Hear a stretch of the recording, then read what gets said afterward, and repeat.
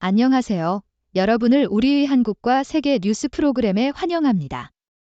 오늘 우리는 세계 곳곳에서 일어나고 있는 흥미진진한 소식들을 가지고 왔습니다.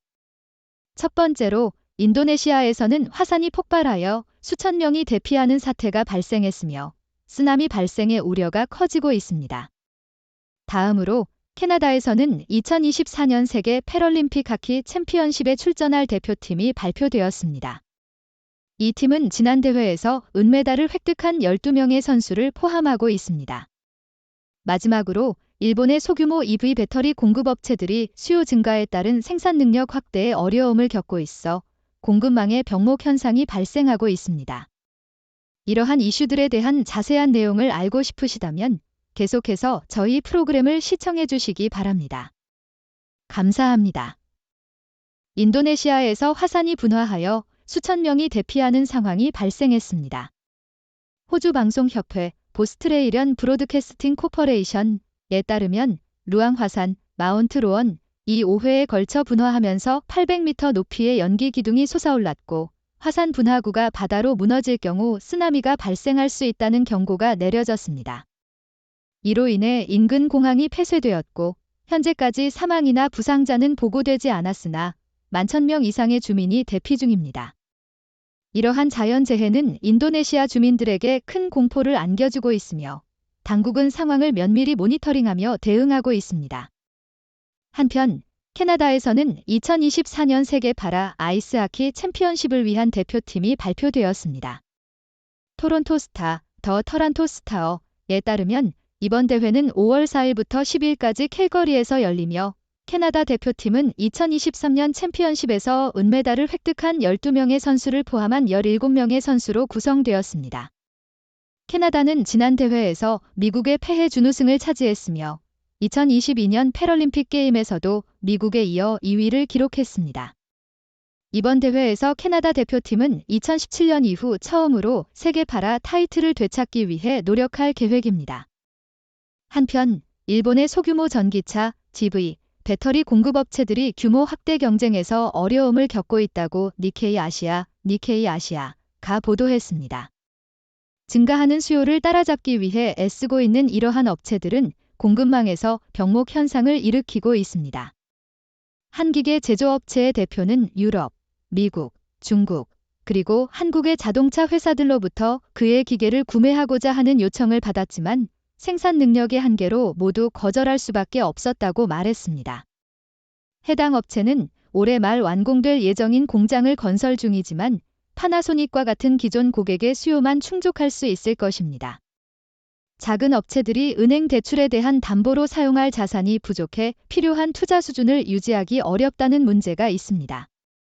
도쿄는 소규모 업체들이 서로 연합하여 경쟁력을 강화하기를 원하고 있지만 일부는 대기업의 독특한 기술이나 자율성을 잃을까 두려워합니다.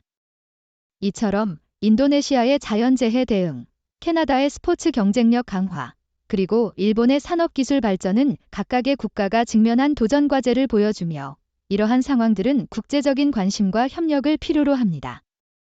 각국은 이러한 문제를 해결하기 위해 노력하고 있으며 이는 전 세계적으로 중요한 이슈로 자리 잡고 있습니다. 일본의 대형 백화점 운영업체인 다카시마야가 2026년까지 베트남 하노이에 새로운 쇼핑센터를 개장할 계획이라고 니케이 아시아가 보도했습니다. 이미 베트남 수도에는 백화점, 주거 및 사무공간, 상업 임차인을 포함한 복합용도 단지를 건설 중에 있는데요. 이번에 약 20억엔 계약 900만 달러를 투자하여 2018년 방콕에 이어 처음으로 해외 매장을 개설할 예정입니다. 다카시마야는 동남아시아와 중국을 합쳐 5번째 매장을 열게 됩니다.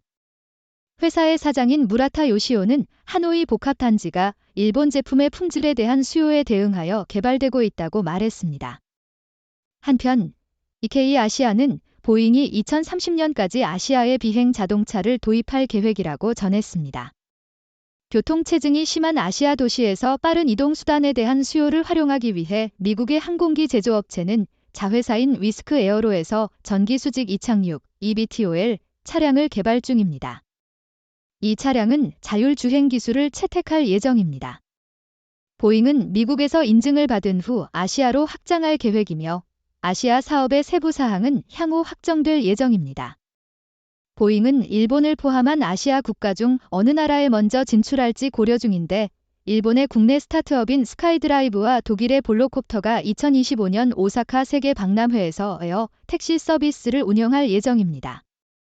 또한 더 글로브 앤드 메일에 따르면 국제통화기금 IMF은 최근 엔화 가치 하락이 일본과 미국 간의 금리 차이를 반영하며 경제 기초의 대체로 부합한다고 언급했습니다.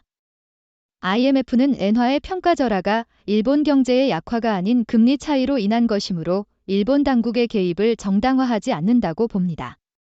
또한 G7이 시장에 의해 결정된 환율에 대한 약속을 재확인했다고 밝혔습니다. 이러한 국제적인 경제 및 기술 동향은 아시아 지역, 특히 일본과 베트남에서의 비즈니스 확장과 혁신을 추구하는 기업들의 전략에 중요한 영향을 미칠 것입니다. 다카시마야의 하노이 쇼핑센터 개장 계획, 보잉의 아시아 비행 자동차 사업 진출, 그리고 IMF에 의한 엔화 가치 평가는 모두 해당 지역의 경제적 및 기술적 발전을 위한 중요한 단계로 볼 수 있습니다. 인텔이 경쟁사들을 앞서 나가기 위해 ASML의 차세대 칩 제작 도구를 최초로 조립했다고 더 글로브 앤드 메일이 보도했습니다. 이 기계는 3억 5천만 유로, 약 3억 7,300만 달러의 비용이 들며 칩 설계를 최대 3분의 2까지 축소할 수 있을 것으로 기대됩니다. 인텔은 이 기계를 2025년에 출시할 14A 세대 칩 개발에 사용할 계획입니다. ASML은 두 번째 하이나 시스템을 아직 밝히지 않은 고객에게 배송하기 시작했다고 밝혔는데 이 고객은 TSMC나 삼성일 가능성이 높습니다. 한편 사우스 차이나 모어닝 포스트에 따르면 국제통화기금 IMF은 중국의 방대한 채권 발행과 지방정부를 위한 자금 조달이 올해 진행 중인 부동산 위기에도 불구하고 중국 경제를 안정적으로 유지할 것이라고 전했습니다. IMF는 중국의 수출 가격 상승과 생산 능력 증가의 파급 효과에 대해 경고했지만 베이징의 통화 및 재정 정책 지원, 즉 채권 발행과 인프라 지출이 경제를 활성화할 것이라고 믿고 있습니다.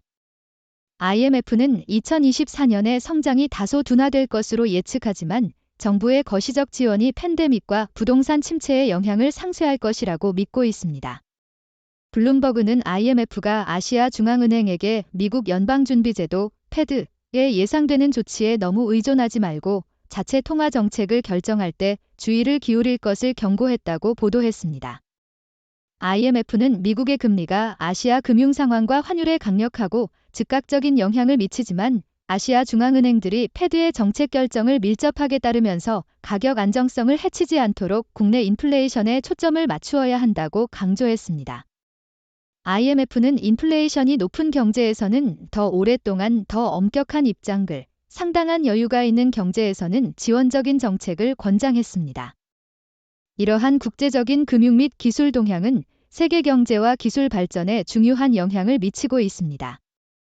인텔의 차세대 칩 제조 기술 도입, 중국의 경제 안정화 노력, 그리고 아시아 중앙은행의 독립적인 통화 정책 결정은 각각의 영역에서 중요한 발전을 나타내며 이는 글로벌 경제와 기술 혁신에 큰 변화를 가져올 것으로 기대됩니다. LG전자가 지속 가능한 프로젝트를 지원하기 위해 8억 달러 규모의 미국 달러 표시 채권을 발행한다는 소식이 블룸버그를 통해 전해졌습니다. 이번 채권 발행은 3억 달러 규모의 5년 만기 지속가능성 채권을 포함하는 두 부분으로 구성되어 있으며 이 자금은 에너지 효율적인 장비, 친환경 건물, 그리고 사회적으로 취약한 집단을 위한 필수 서비스와 같은 녹색 및 사회적 프로젝트를 지원하는 데 사용될 예정입니다. 이 채권들은 고정 수입 투자자들에게 마케팅되며 LG전자가 글로벌 시장에서 발행하는 첫 번째 ESG, 환경사회 지배구조, 라벨 채권이 될 것입니다. 무디스는 제한된 선순위 무담보 채권에 Baa2 등급을 부여했습니다. 한편 남중국 아침 포스트는 미국이 중국 철강 및 알루미늄에 대한 수입 관세를 3배로 올리는 제안을 하면서 무역 전쟁의 새로운 전선에 대비하고 있다고 보도했습니다. 조 바이든 미국 대통령이 제안한 이번 조치는 바이든 대통령이 자신의 전임자 도널드 트럼프가 부과한 모든 관세를 유지한 가운데 중국 제품에 대한 첫 주요 관세 제안입니다. 분석가들은 제조업과 수출에 크게 의존하는 중국의 경제 회복에 대한 우려를 제기하며 이러한 분야가 외부 긴장으로 인해 타격을 받을 수 있다고 지적합니다. 미국 무역대표부는 중국의 해운, 물류 및 조선 산업에 대한 조사를 시작했으며 베이징이 이러한 부문을 지배하기 위해 부당하고 비시장적인 정책과 관행을 사용하고 있다고 비난했습니다. 전문가들은 중국이 제한된 관세에 대해 미국 기업에 대한 반덤핑 관세를 통해 대응할 것으로 예상합니다. 중국 상무부는 자국의 해운, 물류 및 조선 부문에 대한 미국의 조사와 철강 및 알루미늄에 대한 비난에 반대한다고 밝히며 이러한 주장들이 사실적 근거가 없다고 주장했습니다. 더불어 디플로맷은 미국이 외국인 직접 투자 FDI 유입 국가 중 1위를 차지하고 있음에도 불구하고 외국인 투자에 대한 미국인들의 부정적인 시각이 커지고 있다고 보도했습니다. 일본이 미국에 대한 최대 투자국으로 캐나다, 독일, 영국, 아일랜드가 그 뒤를 잇고 있습니다. 워싱턴 DC의 에드버커스 파워트너즈가 실시한 국가 설문조사에 따르면 응답자 중 3분의 1 미만만이 외국인 투자에 긍정적인 견해를 가지고 있었습니다. 이러한 부정적인 감정은 틱톡에 대한 부정적인 보도와 중국 소유의 미국 농지에 대한 부정적인 보도로 인해 발생할 수 있습니다. 이러한 다양한 보도들은 글로벌 경제 및 투자 환경에 대한 복잡한 동향과 감정을 반영하고 있습니다. LG전자의 ESG 채권 발행은 지속 가능한 미래를 향한 긍정적인 움직임을 나타내는 반면 미국과 중국 간의 무역 긴장은 글로벌 경제의 불확실성을 더하고 있습니다.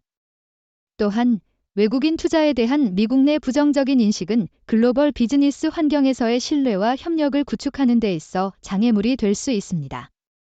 이러한 이슈들은 앞으로도 계속해서 전 세계적인 관심사가 될 것입니다. BBC에서 전해진 뉴스에 따르면 달에 거주하는 우주인들이 지속 가능한 활동을 유지하기 위해서는 신뢰할 수 있는 전력원이 필요합니다. 그리고 그 해답으로 핵반응로가 지목되었습니다. 달의 극한 환경, 예를 들어 극도의 온도 변화와 장기간의 암흑 기간을 고려할 때 전통적인 전력원인 태양광 패널이나 디젤 발전기는 적합하지 않습니다. 더욱이 달에는 가스나 석유가 없어 연료를 운반할 수 없기 때문에 전문가들은 달 기지를 위한 유일한 실현 가능한 옵션이 핵반응로라고 주장합니다.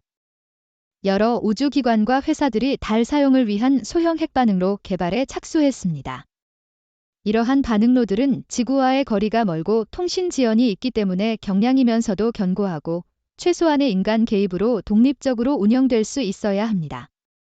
영국 해군 잠수함용 핵반응로로 유명한 롤스로이스는 달 모듈형 핵반응로 개발을 위한 협력을 주도하고 있으며 2029년까지 달로 보낼 시연 모델을 준비하는 것을 목표로 하고 있습니다.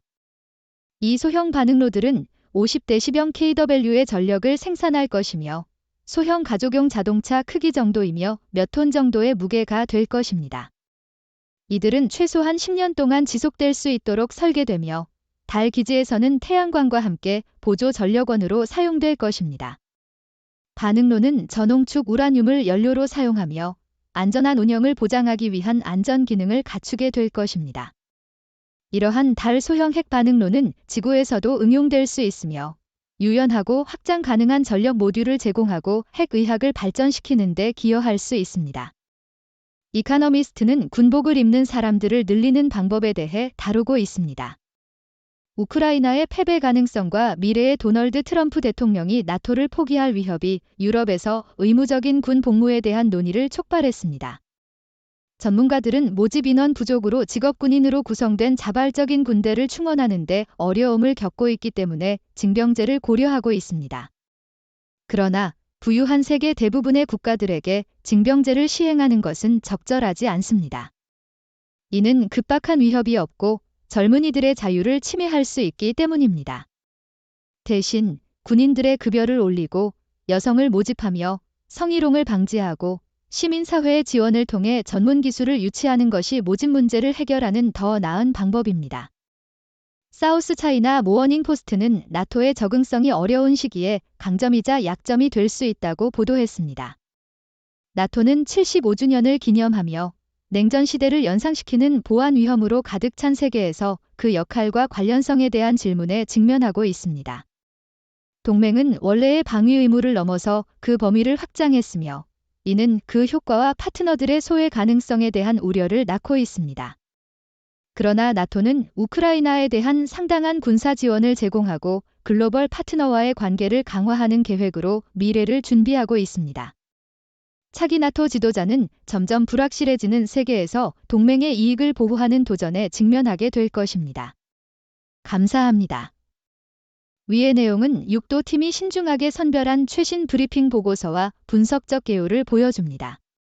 이 통찰력은 세계적으로 신뢰할 수 있는 다양한 언론 매체, 시사연구소, 정부기관 및 전문가들의 자료에서 나온 것입니다.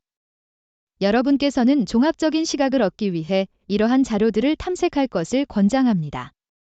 6도 브리프의 공식적인 입장과 항상 일치하지 않을 수 있으므로 절대적인 의사 결정 지침으로 받아들이지 않도록 주의하십시오.